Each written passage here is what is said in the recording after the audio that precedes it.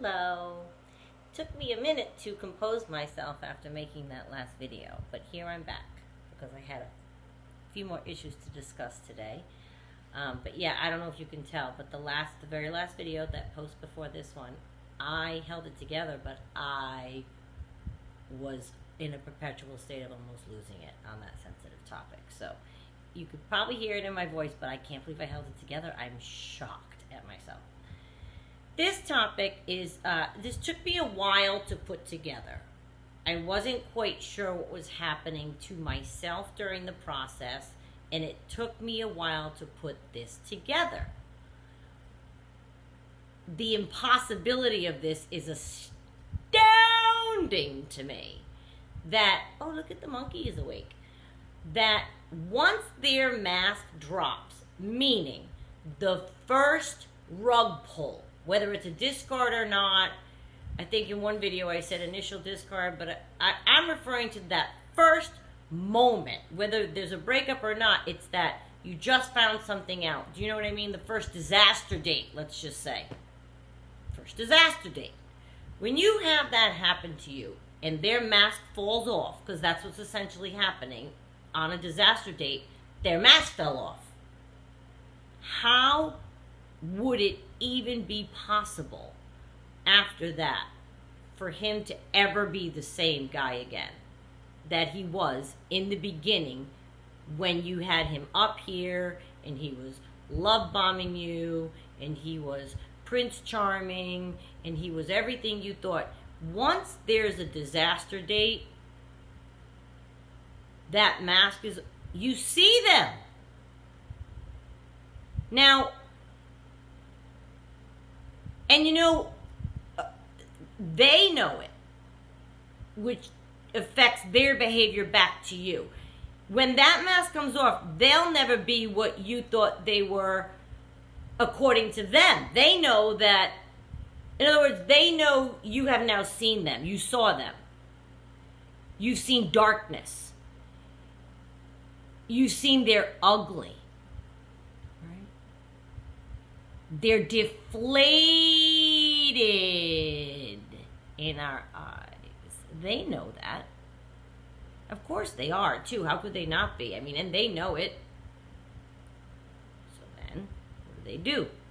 They seek. They seek a Band-Aid for that. Yes? And the cycle gets pretty nasty from there. But it's a double-edged sword, because if you manage to say, and we all go back and forth, so at some point we convince ourselves, nope, we're going to work through it, and you're, convincing him, no, it didn't, shatter me in your eyes altogether, and we're going to get through this, and you're listening to him. Like my narcissist used to beg me, don't stop loving me. Don't, just like in that Rihanna song, Love on the Brain. God, I love that song so much. She says it. Don't quit loving me. Don't stop loving me. He used to say that to me all the time because he knew that I was on the brink of that. He knew it. And he would say, you're never going to look at me the same way again. Oh, God, the way you used to look at me. You'll never look. He knew it. Okay? So if they know it, that they're knocked down a peg, and you're staying and you're going to work it out, now they've lost respect for us because they see what we've allowed. They see what we've accepted. That's in there too. They're like, how could they continue to be okay with someone who's treating them this way? Talking about themselves and you, like they're marveled that you still want, okay? So now that sends them into, mixed with the knowledge that you now see them, you saw flaws. How could they know that will forever change how you see them. So now what? Well, they need to be what? Worship. Which starts the seeking of said worship. If they start to feel the mask is off, and yeah, they'll cause it, but okay, so love, you'll never, ever, ever, they are right. You will never get back to that love bombing stage. Ever. ever, ever. The stage is not he'll repeat the words he said in the stage. That's not the stage again. For our newer narcissist experience, people that are just getting into the negative part after the love bombing. We have some new audience members in that. When they come, that's not a new love bombing. They're just saying words to hook you and keep you. That love bombing stage will never happen again. You know it. You'll never feel that way again. It's gone. You see them. Like a robber in a bank movie. The mask came off. You see him now. You can't unsee what you know to be true. If you choose to put it on the back burner, that's your choice. If you choose to deal with it, that's your choice. If you choose to live with his truth, that's your choice. The bottom line is, don't ignore what you know is in front of you. The mask is now off. You've had this disaster date. They know that they will never be the same in your eyes. That makes it impossible for them to be the same in your eyes, to you, to them, to the situation, because they have to go seek to be the top for someone. The masked version of themselves gives them the biggest high to their ego. So if they've lost the masked version of themselves with you, because the mask came off in the bank robbery and you see them now, they have to now go and do another one with the mask on and get a new victim with their mask on, so they get that rush of not being seen as their ugly selves that they know that they are on the inside, and the rush of the new supply, seeing them and worshiping them in their masked love bombing form. Pre-disaster date, pre-mask falling off. The mask doesn't go on and off. I want to make sure that we understand that. Because again, it took me a while to understand it. I was like, oh, okay, his mask is back on. Is how I would say it to myself. I'd say, oh, okay, so now he's back being the good guy. No, he wasn't. His mask is off. You know it. He knows it. You both know it. It's never going to be back on. He's not that guy. Stop thinking he's going to be that guy. That guy's gone once the mask drops. It's impossible for him to come back. He doesn't want to be with someone who has a tainted view of him. He knows he tainted your view of him. Whether it was on purpose, self-sabotage, it's their dysfunction that dictates their behavior, it was time for his cycle to be over, whatever the reason was, he'll get there. You'll be in a position, pardon me, of feeling this way, and he'll know it's time to move on to now find somebody else who then feels that way about him. So you say to yourself, because I do all the time, but it's their disorder is the answer. Let me just fast forward to the answer. I know that's a whole run-on sentence. Is why can't they just stay with one person who worships them? Let's just say it right out loud. Treats them wonderful, loves them in every way possible. Why can't that be enough? Why can't that be enough? If that person, if that partner sustained that level of worship their whole lives, I was like, then why do they need to seek elsewhere? I don't understand. I still, as a non-disordered person, don't understand why they don't want that. But in their disorder, they need the chaotic mess of it. They need to break it. They need to break it. Rihanna's song, Love on the Brain again. You need to pull, so you can throw me against the wall. Talks about, you want to put me back together again so you can throw me against the wall. It's like they like the process, the chaos of breaking you down. They like to watch themselves put you back together, and they get a charge of they got you back in. That's part of the nuance for them.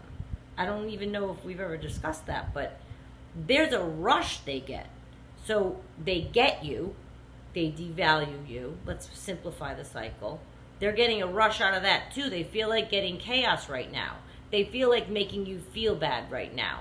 They feel like exerting power over another human being right now. They want to control you. They want to, okay, these are all things they need to exercise because of their disorder. So they take them out on you, okay?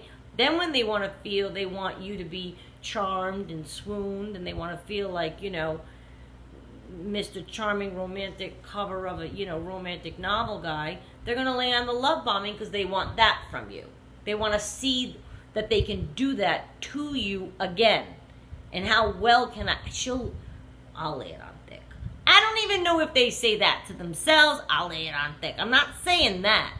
I picture mine saying that. But maybe even in the moment they're trying to live through it and think they feel it. I don't know. I don't know. I don't have any idea. I don't know if they ever think they feel it or not. Any of what they're saying. I don't know. I really don't. I mean, it's easy to say. I'm almost saying I doubt it, but I really don't know. Maybe they convince themselves in certain situations that this might work, but they soon get antsy, even if they did convince themselves for a little while. They get antsy. They want chaos, and they will need to devalue that partner for all the aforementioned reasons when they start to feel like exerting control, causing a fight, making somebody feel devalued. It makes them feel better about themselves and what they're lacking. And okay, that's part of their disorder. It doesn't have anything to do with you. It has to happen with every person they're with. It will always happen. They will never. It took me a long time to realize that once that mask drops, they will never ever again, pardon me, be the same person. Even if you work it out. And I talked about trust once. I know I mentioned it in another video because it's something I tested this like 30 years ago because I read this. And you crumple up a piece of paper. I don't recommend it though because like I don't know the iron setting. It probably wasn't very wise that I did this like in my 20s. But anyway, you crumple a piece of paper and you put it flat on the ironing board. And whatever safe, I'm sure very cool setting, I got lucky. Because who knew it well, I was a laundry person. I always loved laundry. But anyway, low setting, I'm sure. You iron the piece of paper. The piece of paper will come out as smooth as this. It's smooth. But the lines are there. You see them. You see the color. There's a gray, okay? So even if you don't feel it, you can get the paper pretty smooth. You see the lines. They are always there. It will never go away once they crack that first disaster date. Those lines are there forever. They cannot operate within an environment with cracked lines.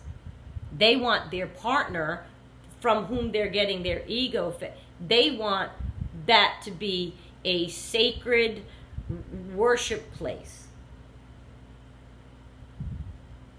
So why do they keep coming back? They don't know that they can't get it back. They're in a cycle. They don't know anything. Because it's true. It's like, well, why do they keep bothering? Just go be a player. That wouldn't give them all of these levels of elation and deflation that you get when you have all of these separate little mini compartmentalized affairs, relationships, whatever. If you go just sleep with people, there's no chance for the game playing. It's not game playing.